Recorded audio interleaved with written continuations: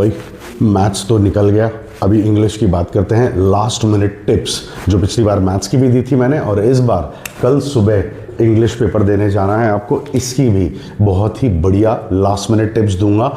याद रखना, अगर शेयर करना है तो अभी कर लो किसी फ्रेंड को, और सब्सक्राइब नहीं किया है तो कर लो, क्योंकि ऐसी टिप्स तुम्हें कोई भी यूट्यूब वीडियो से नहीं मिलने वाली। एक बात याद रखो, जब पेपर स्टार्ट कर रहे हो तो ये समझो कि तुम्हारे लिए सबसे हार्ड क्या है और सबसे इजी क्या है। अगर तुम्हें लिटरेचर हार्ड लग रहा है तो लिटरेचर सबसे पहले सॉल्व करो। क्यों? क्योंकि तुमने उसके चैप्टर्स पढ़े हुए हैं, तुमको एक जनरल फॉर्मेट पता है। हाँ, उसके बारे में ये बता दो, अगर शॉर्ट क्वेश्चन है तो डायरेक्टली टू द पॉइंट बात करो। जो क्वेश्चन में दिया गया है why did he do this, तो डायरेक्ट आंसर में क्वेश्चन को ही एड्रेस करो, he did this because, to the point. हाँ, अगर लॉन्ग फॉर्म क्वेश्चन है, थोड़ा लॉन्ग क्वेश्चन है, तो उसमें थोड़ा कॉन्टेक्स्ट दो कि there was an ongoing rivalry between these two, that's why he was getting nervous and he was getting very angry, that's why he did this. तो ये याद रखो कि अगर शॉर्ट फॉर्म क्वेश्चन है तो टू द पॉइंट बात करनी है, लॉन्ग फॉर्म क्वेश्चन है तो थोड़ा बहुत कॉन्टेक्स्ट दो, लेकिन जो हार्ड है वो पहले करो। उसका रीजन ये है, हार्ड में पहले आपको टाइम लगेगा, चलेगा, बाद में जब आपका एक रिदम बन जाएगा, एक बार स्पीड बन जाएगी, तो फटाफट मार्क्स आते जाएंगे, क्योंकि आपके बाद वाले क्वेश्चंस इजी हैं आपके हिसाब से।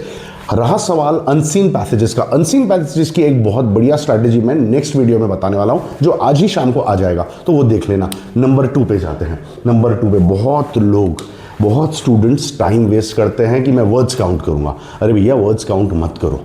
वर्ड्स काउंट करने में टाइम जाएगा आपका, बहुत इंपॉर्टेंट है आपका टाइम। एक जनरल आइडिया ले लो, लाइन्स काउंट कर लो।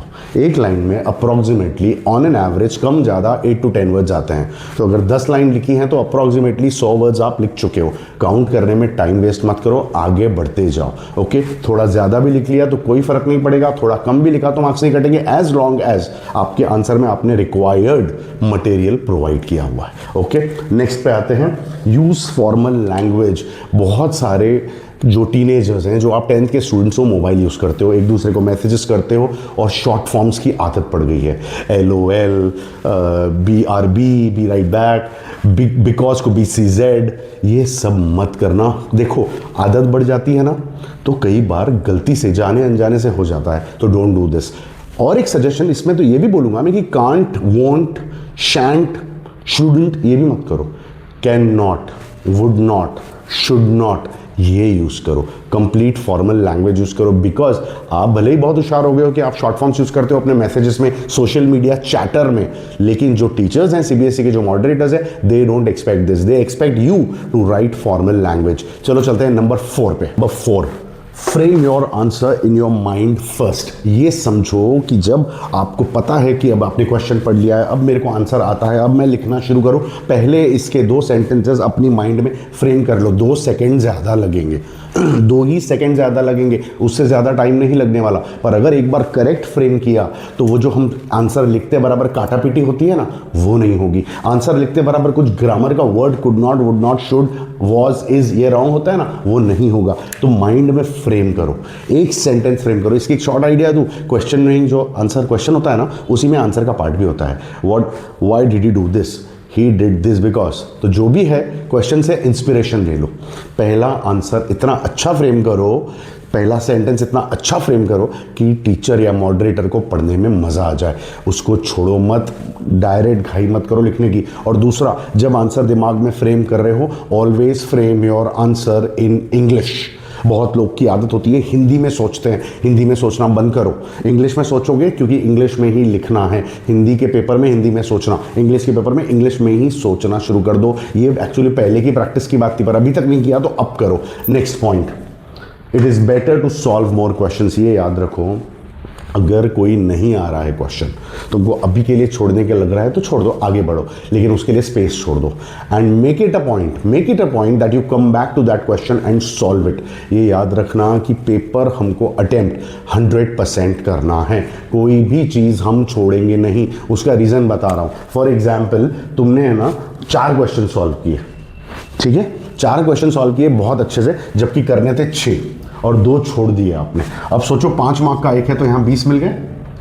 लेकिन अगर तुम 6 सॉल्व करोगे, थोड़ा बहुत कम ज़्यादा है, थोड़ा बहुत कम ज़्यादा है, तो इसके मार्क्स कितने थे? 30 में से तुमको 25 या 24 तो मिल जाएंगे। अटेम्प्ट किया, पूरे नहीं मिले तो भी इतने तो मिलेंगे, तो ज़्यादा कौन सा हुआ?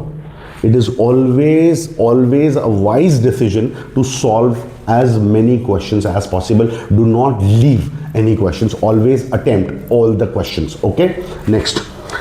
Keep your paper neat and organized. ये मैं आपको कैसे बताऊं? सिंपल बात बताऊं, चलो पेपर हाथ में मिला, आंसर बुकलेट हाथ में मिली। मैथ्स में मैंने बोला था राइट साइड मार्जिन करना रफ वर्क के लिए। अब बताऊं, यहां पे भी मार्जिन कर लो, यहाँ पे भी मार्जिन कर लो। उससे क्या होगा, दोनों तरफ से मार्जिन होगी, आंसर सेंटर में होगा, बहुत ही नीट एंड ऑर्गेनाइज दिखेगा पेपर। ये एक ट्रिक हुई, ये एक ट्रिक हुई। अगर आपकी राइटिंग छोटी है तो आपको बहुत फायदा होगा इसमें कि आंसर्स लेंदी दिखेंगे, ठीक है। उसके अलावा क्वेश्चन आंसर्स, क्वेश्चन नंबर्स लिखने में गलती मत करना। एक आंसर और दूसरे आंसर के बीच में मिनिमम एक लाइन तो छोड़ना ही छोड़ना। अगर सेक्शन आप कंप्लीट कर रहे हो तो उसके बाद बचा हुआ पेज भी छोड़ दो।